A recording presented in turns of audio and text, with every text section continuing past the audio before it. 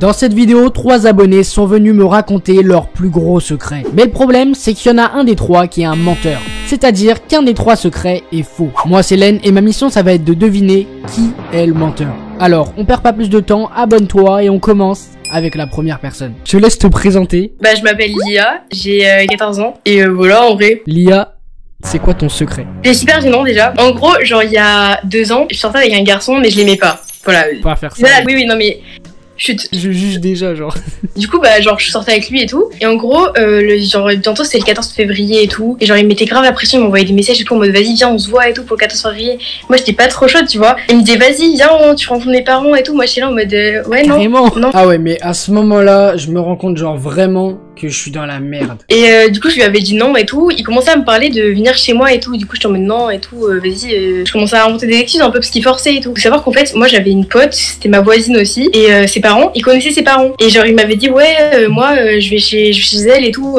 Genre pour le 14 février vas-y je te vois en même temps. J'étais en mode non vraiment viens pas. Genre tu disais non, il forçait de ouf. Vraiment hein. Le 14 février il était 10h. Moi je dormais au calme dans ma chambre. Là j'entends ça sonne dans ma chambre. Enfin genre ça sonne dans ma maison pardon. Je sais pas pourquoi je bégayais comme ça là. Peut-être parce que t'es un peu stressé parce que tu mens. mens. Non, tu verras, je mens pas. Non mais là je suis souriant tout ça, mais dans ma tête je suis en mode mais putain, elle ment super bien, je sais pas si elle ment, je vais galérer genre. Là j'ouvre ma porte de chambre, là je vois Nina parce qu'elle toque, donc ma pote elle s'appelait Nina, donc je commence à lui taper à la dispute et tout normal, et elle me fait non mais tu es pas venue pour te voir et tout, et genre là j'entends quelqu'un monter et tout, là je le vois.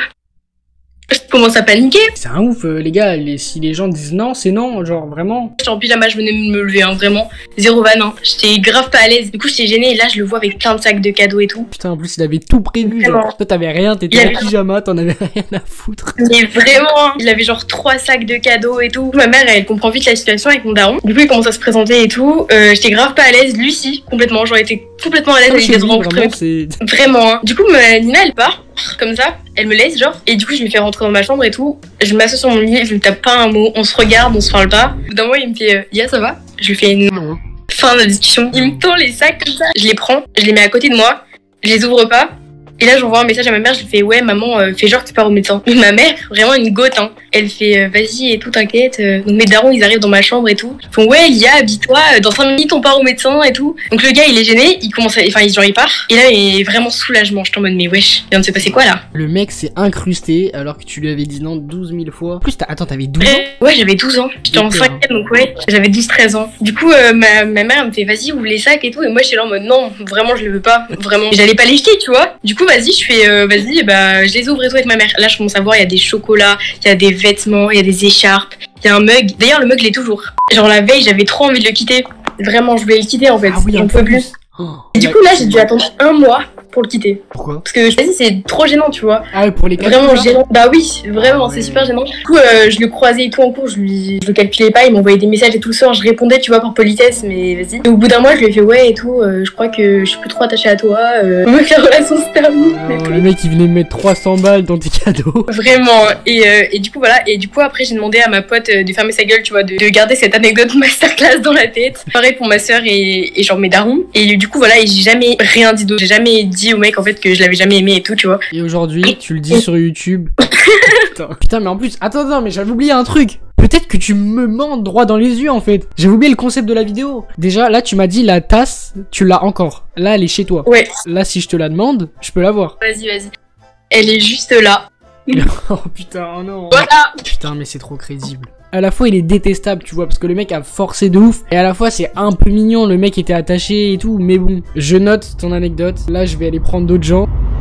Bon mec ça va ou quoi? Oui. Déjà bah tranquille et toi mec? Bah mec ça va. Celle d'avant mec, en vrai il y avait du niveau quoi. Mais à toi de jouer, je te laisse te présenter. Bah yo les gars, moi je m'appelle Léo, j'ai 17 ans, je suis en terminale, je fais des vidéos sur YouTube, et voilà, c'est à peu près tout hein. Mec, c'est quoi ton secret? Donc je vais te raconter tout ça, c'est un peu une forme d'anecdote secret. En gros, ça s'est passé quand j'avais à peu près, je pense, 10-11 ans, tu vois, c'était genre dans les années 2015 à peu près. Je vous laisse faire le calcul. D'après mon bac plus 12, Ça fait 7 ans. Et en gros, c'était un week-end, j'imagine un samedi, tu vas comprendre pourquoi après, parce qu'en gros, mes parents étaient partis faire les courses. Et vraiment, à cette époque-là, je tryhardais comme un énorme porc, mec, la 2DS. C'était vraiment l'époque, genre, je jouais à Pokémon, vraiment, je me la tuais. En plus, là, c'était l'hiver, j'avais pas trop de devoirs, vraiment, franchement, je pouvais me faire plaisir. Et bon, ils allaient faire les courses, comme d'hab, ils me font, ouais, bon, va falloir te préparer, tout ça, on va aller faire les courses. Moi, je t'avoue, j'avais un peu le seum, gros, il fait méga froid, on était en plein hiver, j'étais en mode, puis il y avait la DS à côté. Un peu la flemme. Bon, j'ai forcé comme un énorme porc pour essayer de pouvoir rester et j'ai réussi. Donc là, j'étais vraiment content. On m'a dit genre,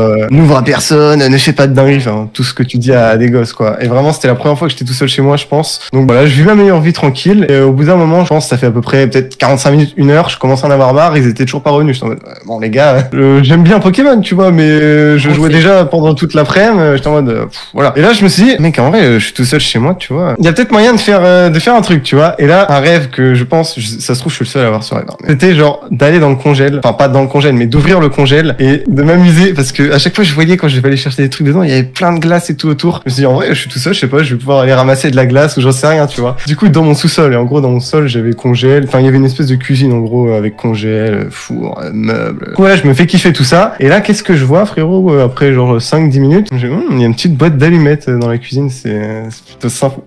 Déjà, tu sens la merde arriver. Je me fais, une petite boîte d'allumettes, vas-y, ça m'a l'air un peu sympa, je vais faire mes muses, tu vois. Juste, tu sais, je m'amusais à allumer des allumettes, je soufflais dessus, ou j'essaie de faire un truc que j'avais vu. Tu fais cramer l'allumette, et genre, ton but c'est de la faire cramer en entier, genre après tu prends l'autre bout et... C'est la pire idée. Vraiment, c'est l'idée la plus dangereuse, genre vraiment. Les gars, je vais vraiment appeler la police. C'est un pyromane, genre vraiment, je vais péter un câble. Mais bref, donc je fais mon kiff tout ça. Heureusement que je suis pas mort, sinon je serais pas là. Du coup, j'ai rien cramé et tout. Sauf que en gros, tu sais, dans mon sous-sol, t'as aussi, t'as le garage là où il y a la voiture, quoi. Et du coup, mes parents sont finis par rentrer. Évidemment, ils rentrent par où? Par le garage pour garer la voiture. Tu vois, hiver, donc forcément, tu vas pas la laisser dehors. Et là, je commence à entendre le portail, la voiture. Je suis en mode, oh putain, je suis dans la merde. Vraiment, je me dépêche de tout remballer, clac, l'allumette, le paquet d'allumettes sous le meuble, en mode ni vu ni connu. Je rentre dans mon lit, je fais genre, ouais, je suis sur ma DS tranquille. Et la tipa qu'il y avait une petite odeur de cramé dans la cuisine. Bon, pas un truc de fou non plus, mais j'ai cramé plein d'allumettes, tu vois. Donc au bout d'un moment, ça sentait un petit peu, tu vois. Et au final, il me fait, ouais, enfin c'est bizarre, on est passé par la cuisine, ça sent un peu bizarre. On dirait que ça sent un peu le cramé. T'as rien fait? Je fais non, moi je suis resté dans mon lit. Je t'en mode, oh putain, si jamais je suis cramé, je suis mort là, ma DS, c'est terminé, tu vois. Et au final, bon ils m'ont dit ça, je fais non, moi j'ai rien fait. Et au final, bon, ils ont lâché l'affaire et ils se sont dit, bon, je sais pas, c'est peut-être nous, j'en sais rien, mec. En tout cas, ils m'ont pas cramé. Évidemment, je me suis dépêché dès que j'avais un temps libre et qu'il y avait personne ou genre il y en a un qui t'a fait, un qui était dehors. Je suis allé en bas pour enlever le truc sous le meuble et évidemment les remettre à leur place. Heureusement, rien n'a cramé. Ça sentait un peu le cramé. J'ai mis un peu de parfum. Je me suis dit au cas où, mais en vrai. Et ils ont jamais grillé, genre. Non. Ils le savent pas actuellement. J'espère qu'ils sont pas sur la vidéo du coup parce que en vrai, je pense qu'ils vont pas me défoncer. La prescription, c'était il y a je sais pas combien de temps. Ouais, voilà. En vrai, ça compte plus. Hein. Du coup, voilà. Mec, t'aurais pu brûler ta maison, genre. En vrai, j'ai eu de la chatte. Hein. Enfin, en plus j'avais une allumette que j'ai foutue sous le truc, imagine elle aurait repris, tu vois. Pourquoi il sourit quand il parle de mettre le feu à sa maison? Bon, mec, merci pour ton anecdote. Là, je vais aller écouter la 3e anecdote.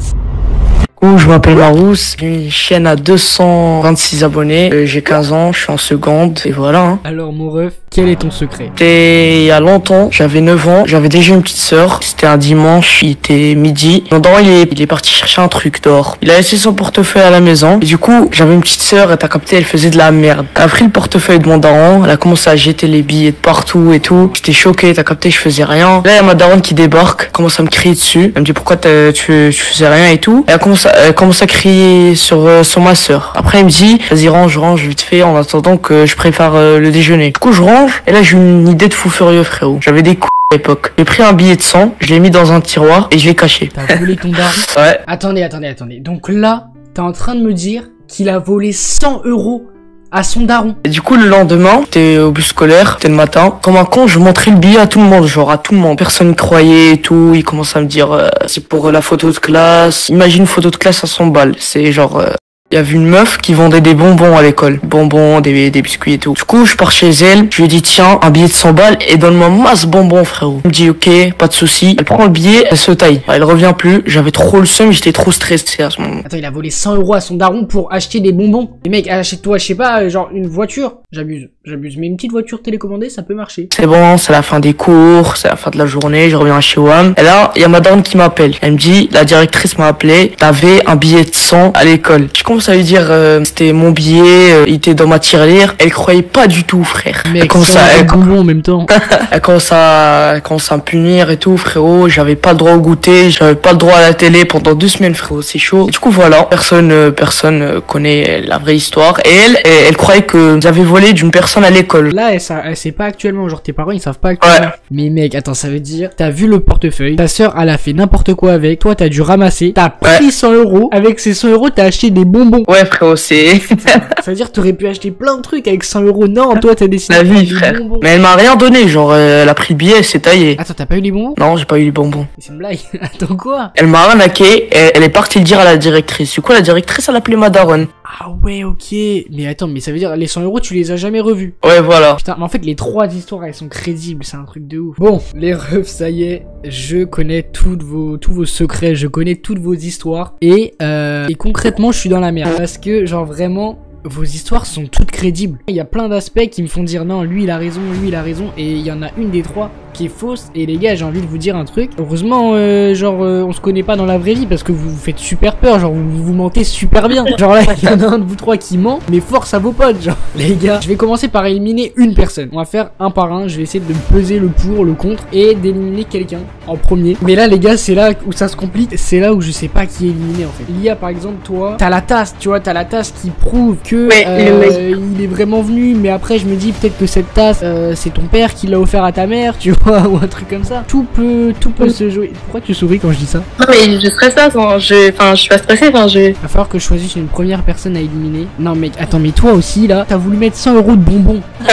Mais en fait le problème, tu vois, je pourrais me dire non, c'est pas possible, mais il y a une meuf quand j'étais en primaire qui a fait pareil. Il y a une boulangerie à côté de mon école, elle a payé 100 € de bonbons. Du coup je me dis c'est possible. Après je me dis en vrai, toi ton histoire trop chelou, ça veut dire t'as voulu allumer des allumettes comme ça, genre tu t'es tapé un petit kiff, t'es allé dans le congélateur à 10 ans. Ouais, je l'ai déjà fait, hein. Moi j'ai déjà fait ça par contre, premier degré. C'est le rêve de tout enfant, ça, genre logique en vrai. Mais oui. Est-ce que le monde il est à l'envers? Pour moi, Lia, ton anecdote, il y a trop de détails pour qu'elle soit fausse, je vais te safe. Ah ouais? Ouais. Ok. Comment ça? Ah ouais? Vas-y. T'es même pas sûr de ton anecdote? C'est quoi ce bordel? Alors là, c'est la décision la plus compliquée que j'ai pris de ma vie, je crois. Le secret qui paraît le moins probable et où je me dis putain non, il a pas pu faire ça, c'est ton anecdote Marousse, genre 100 €, tu vois. C'est celle qui est quand même le moins crédible parmi les 3. Donc à mon avis, le menteur, c'est toi Marousse. Est-ce que tu es le menteur?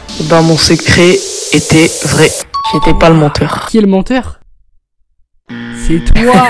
Ouais, c'est J'avais raison, on se met pas dans un congélateur. Je suis sûr dans les commentaires, il y a des gens aussi qui ont déjà fait ça. Hein? Quoi? Mais attends, mais depuis le début, c'était lui. Mais son histoire, je pensais pas qu'il mentait, je pensais juste qu'il était fou. Ton anecdote, tu vois, elle me paraissait trop safe pour me dire non, tu vois, il ment. Tu peux aller dans l'extrême. Tu peux cliquer juste ici pour aller voir mes vidéos précédentes et juste ici pour t'abonner.